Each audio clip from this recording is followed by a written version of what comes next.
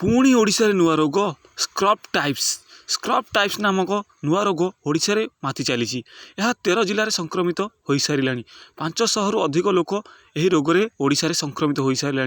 Scrub types नामक एक घातक रोग पुणी आम ओडिशा रे देखा देइछि। डेंगू मलेरिया ओडिशा रे देखा जाउथुवा समय यही स्क्रब टाइप्स रोग आसी ओडिशावासी को डराइबारे लागिछि। यही रोग शिशु ठारू आरंभ करी 14 वर्षीय पिलांक मध्यरे देखा देउछि। एहा परे मध्य यही रोग स्क्रब टाइप्स वयस्क लोकों मध्यरे देखा देबा आरंभ कलानी। यही रोग को नहीं ओडिशा सरकार एवं चिंतारे। यही रोगर लक्षण है थंडा ज्वर होगा, मुंड बिंधा होगा, देह हाथ कुंडई मुंडई होगा, यही रोगर लक्षण होता है। जदि एभली किसी लक्षण आपन देहरे देखा जाए ताहले निकटस्थ डाक्तरखाना जाई देखांतु।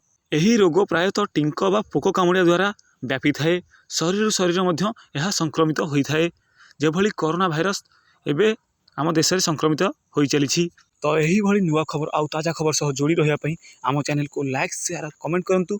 यह सब्सक्राइब कर निश्चित रहतु आउ घंटी बेल आइकन बजाई दियंतु।